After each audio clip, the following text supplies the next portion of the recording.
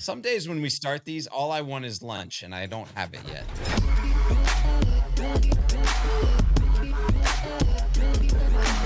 This is Auto Collabs. No, I have lunch. Look what I have. I have a bag of Chipotle. Oh, you had Chipotle. I That's have unbelievable. guacamole.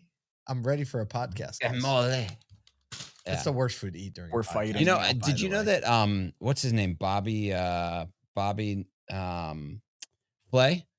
He says instead of Chipotle, it's Chipotle. Well, that's Like what he has a little bit of a so that's like one of a world-renowned chef, Bobby Flay, messes up Chipotle by saying Chipotle. That's how Sebastian Maniscalco says it in his skit. Yeah, he says Chipotle. Yeah. Go on there, Chipotle. Chipotle. Got a pretty good burrito down there. Well, hey, look, we're not talking about Bobby Flay Different today, Bobby. but we are talking about Bobby Gaudreau. I don't even know how we did that, guys. That was nuts. Dude, you're the king of segues. I'm just gonna. I don't even know how we got there from lunch to Chipotle to Bobby Flay to Bobby Gaudreau. He runs the sales organization over at Activator, and they're doing some cool stuff over there from what I hear. So I'm excited about this conversation. I don't know about you guys. Let's go. I always like having another person that I know is a marathon runner on the podcast to make me feel absolutely overachieving in life. As your office smells like Guacamole. Chipotle. Yeah. I needed my race energy. Yeah. Yes. I'm always excited to hear from people. Like I was looking at his bio briefly. I'm sure we'll get into it in the episode, but like he's been a part of some pretty major moves throughout automotive, and it sticks with me that my journey in automotive, like if I were to think about what I've done in automotive, my affiliation automotive, it's startups. Mm-hmm. His affiliation with automotive is a completely different trajectory. Like there is so much space in this industry. So I'm excited to, maybe get into some of the things that he's done in his career. All right. Here's our interview with Bobby Gaudreau. All right, we've got Bobby here with us. Bobby, I'm super excited that you've joined us. You and I are just going to have a conversation for the next 20 minutes. We're going to see Paul and Cirillo out of it because apparently we're just going to talk about running for the next 20 minutes. You good with that? Great with that.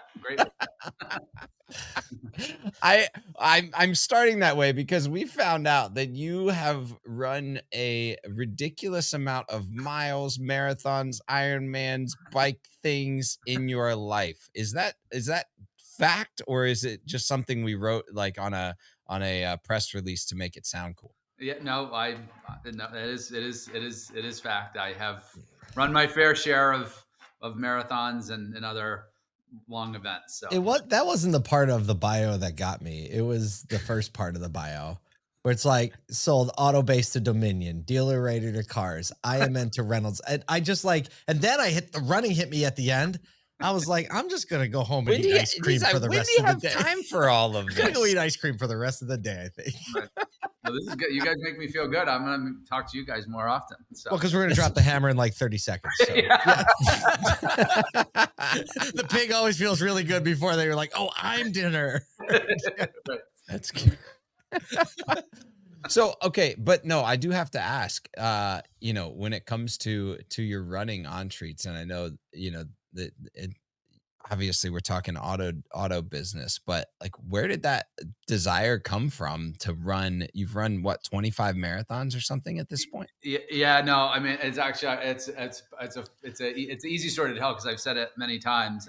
I was, I kind of just played the traditional sports growing up. I went to a small state school in New Hampshire for college, and I joke I liked it so much I stayed there for 5 years. So I enjoyed myself in college, and what should have been my last year of college, I went with a good friend of mine who was actually ultimately was the best man at my wedding, and we saw his at the time girlfriend, now wife of 20 plus years. She ran in the 100th Boston Marathon, so we actually went down to Boston to watch her run, and we stayed at his brother's house, and we went partying the night before, and then we went into the finish line, and I felt like a loser at the finish line. And I'm like, if I ever, after college, if I moved to Boston, which I was planning to do, I'm like, I'm going to run this thing the first year. And I did. I had no idea what I was doing. And this was obviously way before the Boston Marathon bombing. And so you could run as what was a bandit runner. Like they encouraged that. So you start at the back of the pack and you could run. And you didn't get a medal, but they kind of cheered you on, and you got a little blanket at the end. And then I never ran after that. I was like, I'm done. Probably ran twice the next year. And that following year, when the marathon came along, when Boston came along, I kind of missed it. And then I went home after work that day and started running, and just kind of picked up on it from then. And and for a period of time, when I started dating my now wife, every year I'd usually run Boston.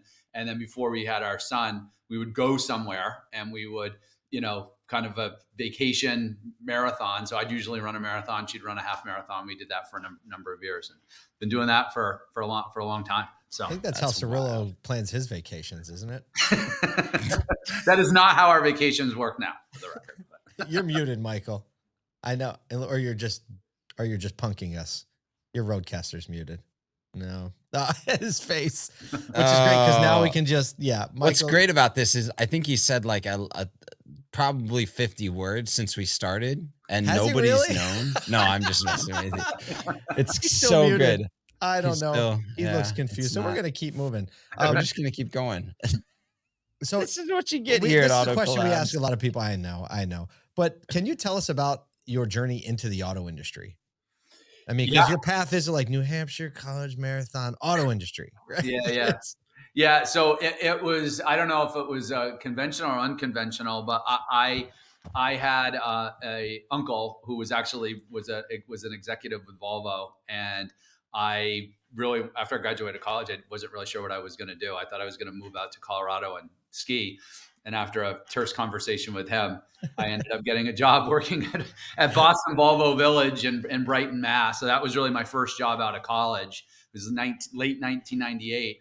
And I was the first internet manager at the dealership, and we literally got internet leads. Well, explain that, the first internet manager, because everyone's got a really interesting story around what internet manager actually was in the beginning. Yeah, so the internet manager, then we got internet leads over a fax machine. So there you go. I knew it was going to be something like that. Yes. I knew it.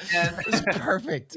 I had graduated from college. I knew how to turn a computer on. I sat in the corner of the showroom on a dial-up. Which fully qualifies you to be an internet manager. Yeah, correct. Still today, actually. That's the whole still today. That's true. Next to the fax machine or the photocopier in the key track machine where people would go for test drives. And that's where I parked myself. And then in early 2000, I had left the retail side, and I worked for a UK-based variable data marketing company called Lateral. So I was at the very top of the .com boom before it burst.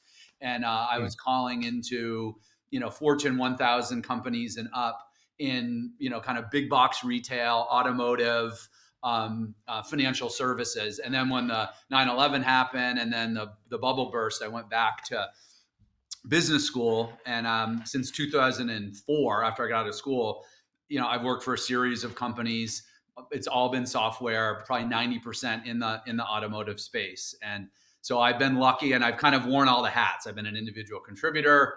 I've been an area director. I've been a national sales manager. In the last 10 years or so, I've been in the, own the P&L and own the strategy and kind of run sales and marketing. And I've been lucky to work for some pretty cool companies that have been, kind of right at the start. So, I like to say I sold many dealers in New England their first CRM system. Probably many of them are now on their fourth or fifth. And, it was early days at Dealerator, and, early days at a company called IMN that kind of did email, e-newsletter marketing using data and content marketing. And then, I've been at my current job at Dominion, and specifically with Activator for 7 years, which is probably is the longest I've been at a company. Oh, you're slowing down.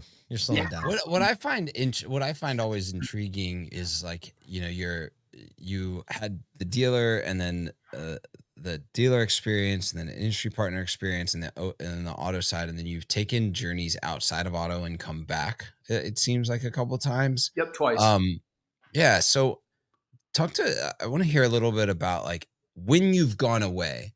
What do you think the things that were the biggest key learnings that you've brought back each time? Like, what are maybe a couple of the moments or key learnings that you're like, when you came back to auto, that was something that you've retained Yeah. as something that you've been able to bring back to auto? Yeah. No. Great question. I want to know the answer too. Oh my God. No, I had no idea test. that these were going to be questions that you guys were going to ask. So I worked for a company called Live Person, and Live Person. I often say to this day, like when I was there, like that was like the best company that I worked for. And I probably have had more fun working at other places, but just in terms of learning and just kind of being stimulated and being around a lot of really smart, accomplished people where, I kind of was often intimidated where I'm like, man, these people are so good and so smart, was Live Person. And, today I actually ironically looked at their stock price the other day. It's not doing so well, but when I got feel there, so intimidated.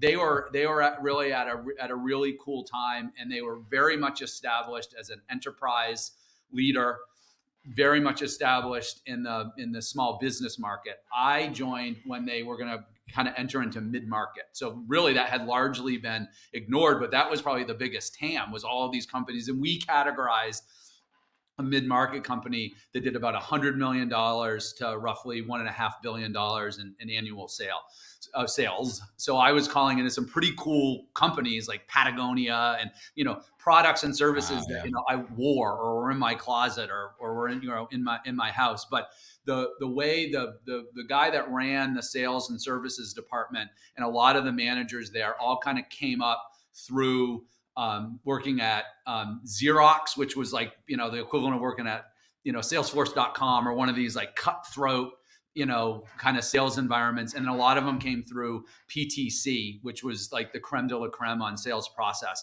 And so the things that I learned and just some of the processes in terms of how to run a sales team and how to manage a sales team and how to forecast, I all learned there. And so I had an opportunity where, whether it was because, a lot of things are fly by the seat of your pants in this industry, or I've been working for a lot of startup companies that just haven't figured stuff out. Everything was figured out then. And so I had an opportunity to see, this is what it looks like when there's a marketing engine that's delivering qualified leads. Like, this is what it looks like when you're actually following a sales process and it becomes repeatable and predictable. And so there's so many things that I learned there and adopted there that I have then carried through in every job that I have. Probably a day doesn't go by that I'm not using something that I learned at Live Person. And they ironically, I think, bought a company and then entered into the chat space in automotive after I left. So that's wild. Yeah. So, I mean, you talk about the startup kind of mentality, and moving forward to now, Dominion has, been around for a while and delivered in a bunch of different like market segments, acquired a couple companies. But from what I understand, there's a very like startup mentality to this new Activator piece of the business. Can you talk about like how it feels being in kind of like an enterprisey legacy style company, but being a part of the like almost startup arm of what's going on? Yeah, I mean, it's great, and I mean, it's if it's helpful, like, the kind of the background or the history of Dominion was, the parent company started off, it's a 100-year-old privately owned company. It's always been owned by the same family, the Batten family, and they started off as a holding company around newspapers, and then, kind of became a big conglomerate in that space, and then started the Weather Channel. I think everyone's heard of that place. And then once or twice.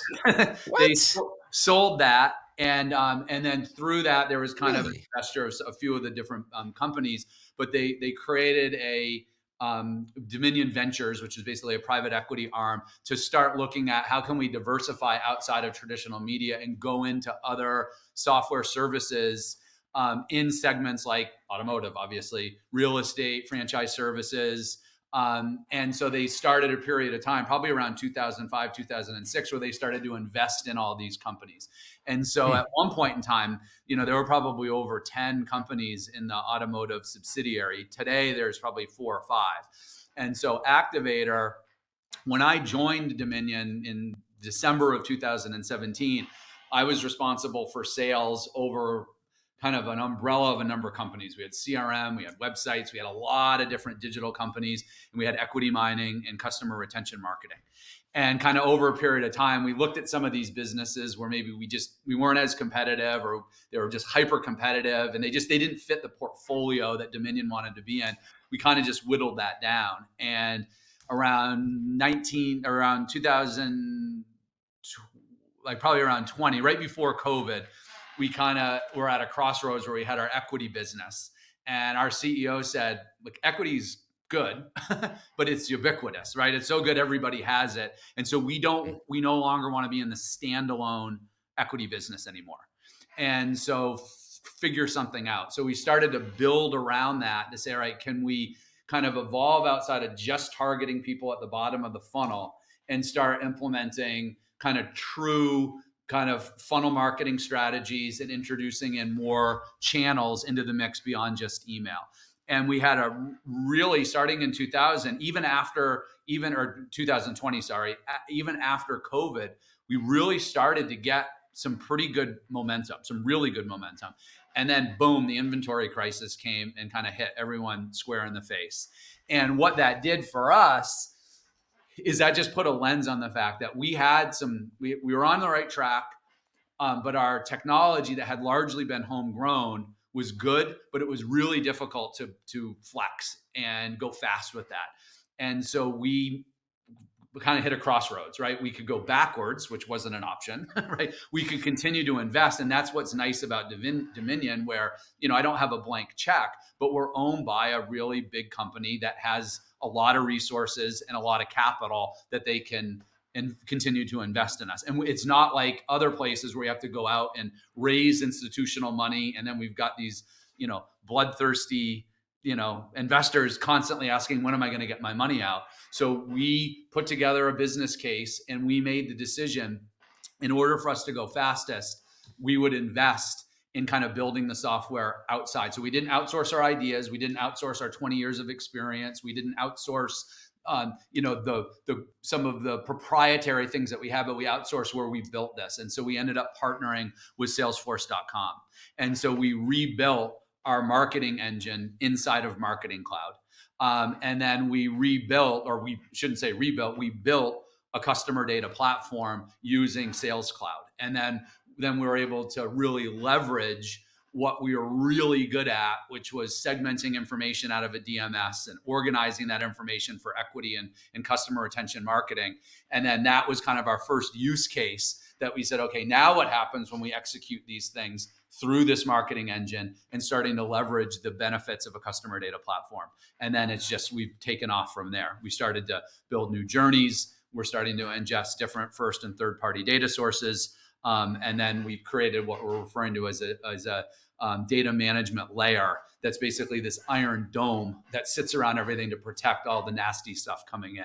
And good visual. Never would have been able to go as fast as we've been over the last year were we not building this in Salesforce. And we never would have been able to do it without the support, the guidance and the investment from our parent company being Dominion. I don't think a lot of people know this, that Salesforce has one of the largest machine learning algorithms on customer data in the world. Yeah.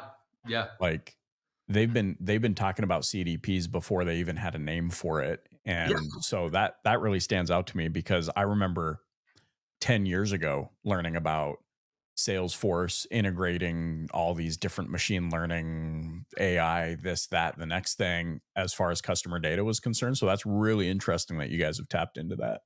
Well, yeah, and two things on that is so, and we've also we brought in there's a outside consulting company that we brought in that's kind of helped us through this process, and the company's called Remio. It's not a pitch for them, but the gentleman that runs it's a small kind of boutique consulting firm, and I've worked with them in two other jobs. One other job, they kind of just did a small project where they helped us with our instance of Salesforce, and another job, it was transformative and it was more data work that they did. But the guy Ned Liddell, who runs the company, I refer to him as a kind of a data forensic guy, and he teaches actually a course at NYU to master students who are learning about marketing automation and data and CRM systems. And so he teaches one of the requisite courses that these students have to go through.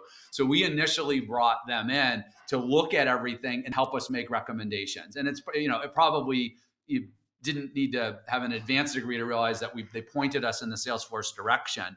But it's just they've been such a good partner to help us peer around the corners as we've been building this stuff. And then the second thing to that point, is one of the elements that we have here now is we're doing all of our reporting through Salesforce and specifically through Tableau. So it was kind of like Tableau and Domo were kind of the two big reporting companies out there. And Salesforce bought Tableau, I think in 2017. And what they immediately did is they combined that with their Einstein AI data layer. And so it's all combined. And I mean, even right now, we haven't even scratched the surface on what we're going to be able to do with that. So we just kind of launched our new reporting with that around 6 or 7 months ago. So Tableau and Domo sound like two of everyone's favorite 80s hair bands. Was that Gaudreau and Thibodeau? Was that cartoon? Do you get your Domo tickets? Good point. It's a great one. It's awesome. What when you think about like all of the data work, all of the work you've done integrating Salesforce Marketing Cloud and Sales Cloud and the things that so much enterprise around the world is doing, and then you think about, okay, what does that mean for an individual or a 2 to 5 store group that now kind of gets this access to an enterprisey thing that on their own would never maybe have the resources or the time or the energy or the development resources to go and get, but now they have like unique access to enterprise grade technology. How do they track that to, I'm engaged with it now and I can and start to sense like business results from it? What does it really mean to a dealer that you've gone and contracted and worked with these consultants and done all this crazy new stuff? Yeah. How does that get to the ground? Yeah, no, I mean, I think there's a couple different ways that, we can look at that. And there, as this space is, emerging and evolving, with anything, there's a lot of confusion out there in terms of what does this mean and who does what and who does, who does this and who does that. I think the immediate, I think there's two immediate benefits that people or our customers have experienced when they've come on board with this, right? One is because of the way that we have designed this, and we didn't come up with the term, but kind of this concept of a hybrid CDP, right? So we've got the customer data platform and the marketing fulfillment. And so we started, right, with what we were good at, which was doing equity mining and marketing and doing retention marketing.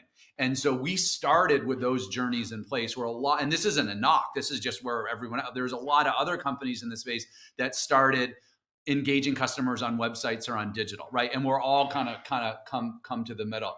But right away, we're turnkey, right? So people come on board and we're able to all of a sudden cast this much wider and deliberate and targeted net over their entire database because we have these handful of service and sales journeys that are already running.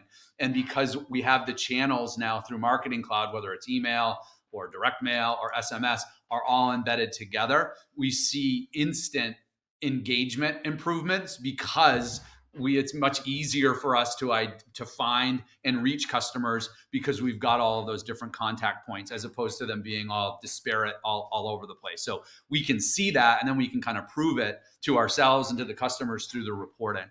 And then the second thing, and not that we underestimated it, but it was hard to quantify, right? As long as I've been in the space, everyone's always said, oh, dealers' data stinks, right? Like I've never not heard someone say that. Now we can actually put a number on it, and frankly it's way worse than we thought. And we organize like the data.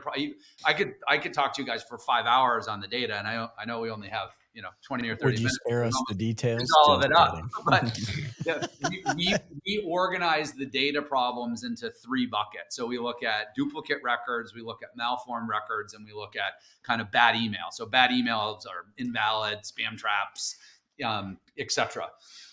And so Ned, who I mentioned before, when he works with clients outside of automotive, his rule of thumb is when he looks at a database, he wants to have 1% or less of that database as duplicate records, right? They're a fact of life, right? They happen all the time. It's just way worse in retail automotive because everyone has access to the database, right? I refer to it, it's like the refrigerator in a company break room, right? Everybody has access to it. And some people are polite and some people are slobs, and they leave a Chinese box of food in there for 4 weeks and destroys everything in there. And that's what we're finding. So, we can say, hey, we're doing the right thing, but we can't control what 3 other marketing companies may or may not do when they're accessing that same data. Right. So what we found is, if Ned's rule of thumb is you don't want to have more than 1% of that database as duplicate records, what we find on average, it's well into the double digits. We've seen some dealers, it's as high as 50, 60%. And so what that means is, I run some kind of a campaign, maybe it's an equity campaign, and I pull that down and there's, 4 records for Paul and 8 records for Kyle, and they're all attached to the same VIN.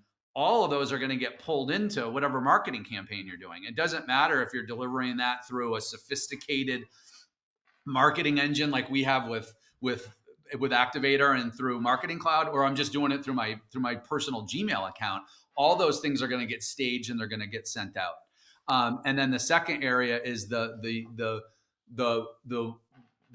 sheer number of invalid and spam trap addresses blew us away. So last summer we evaluated across about 200 dealers, 8 million customer records. Oh. And out of those, there was 250,000 invalid email addresses. And of those, there was 40,000 spam traps, right? Like that's Russian roulette with the ISPs. And so what we've built is what we call as a data management layer. And so we leverage tools that are in the app exchange through Salesforce, like @Data, used to be called Tower Data, that has the ability to identify and then help isolate all those bad email addresses. And we would never, I mean, there's no human that's going to be able to it's like the equivalent of a needle, an invisible needle in a haystack. And then we apply the same logic when we can say, now we can go into a database, whether it's 20,000 people or 100,000 people, and we're at the early throes here of saying, okay, now we're going to identify all of these dupes, all these malformed records, and kind of group them together and then make sense of it. So it's hard work.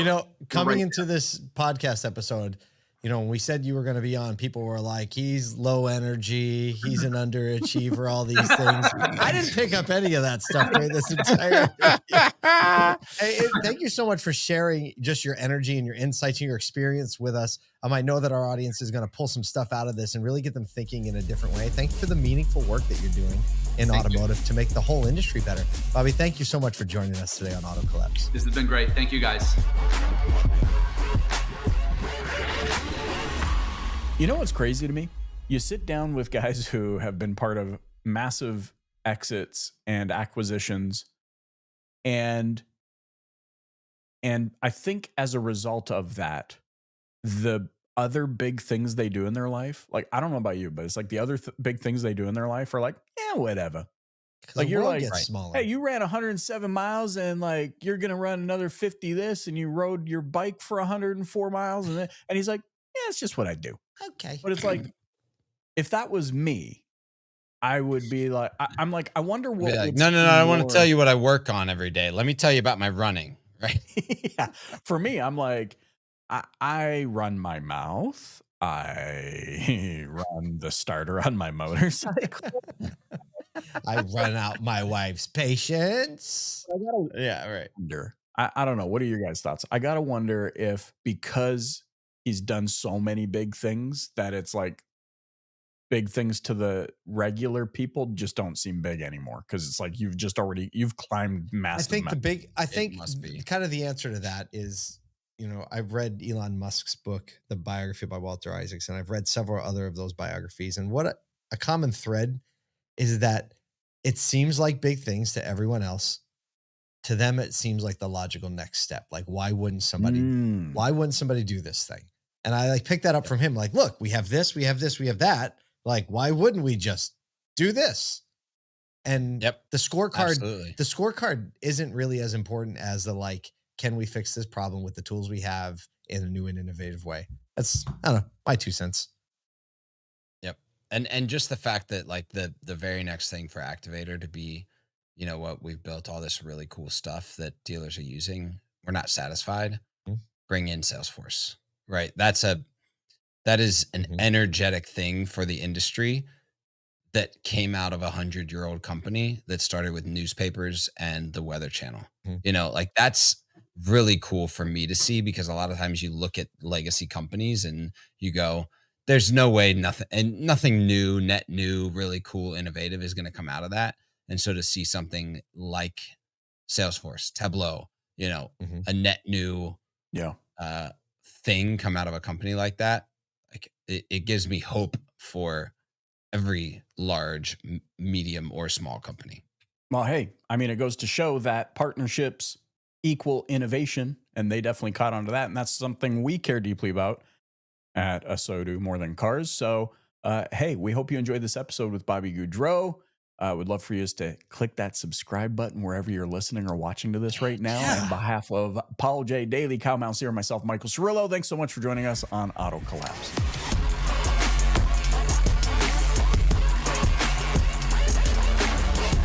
Welcome to Auto Collabs. Why are we recording? Are we rolling yet?